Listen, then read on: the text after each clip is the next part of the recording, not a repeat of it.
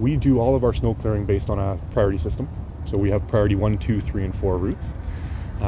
This year, we'll be taking care of priority 1 routes. So 18 hours after the snow stops falling, that's when you can expect to see priority 1 routes cleared. And then at 36 hours is when we aim to have our priority 2 routes cleared.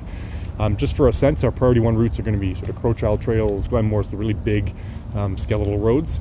Priority 2s, they're typically in around communities, still major roads, they're bus routes. Something like an Acadia Drive or Skin Hill Drive, the big major roads through communities. So you can expect all those major, priority 1, priority 2s to be cleared within 36 hours.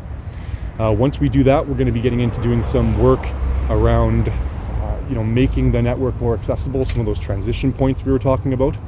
And then we get into the residential areas, typically 2 to 3 days after the snow has stopped falling, we make sure that they're passable. We're going to be doing a trial up in the northwest where we're going to use some smaller equipment.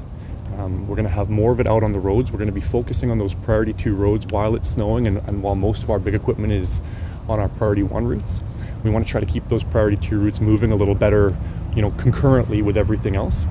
So that's a trial we're going to be, doing up in the northwest this year. So we're excited about that. Here's what we will see this year. People can expect to see are blue and amber lights on the back of our units, which is new, right? A bit of a safety initiative. So we're really excited to be able to do that. So people should expect to see, our trucks lit up a little better, hopefully a little more visible, and that's going to be implemented throughout the year. Finally, in terms of accessibility, we are adding another 150 kilometers of clearing to our pathway system. So we have a pathway system all in about 1,100 kilometers. We have gradually increased how much we clear each year, 30, 40, 50 kilometers a year. We were about 600 kilometers last year. This year we're looking to do 750.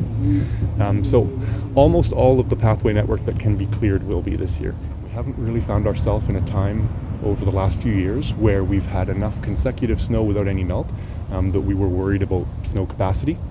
What we will be looking this year, and I think if we have some of those larger events, we will be looking to call a parking ban so that we can get everything cleared up. Those parking bans, they typically happen along the bus routes, the priority 2 network. So what we want is we're asking cars to be off the roads there for up to 72 hours, and we're going to come along where it's going to get everything removed from those roads.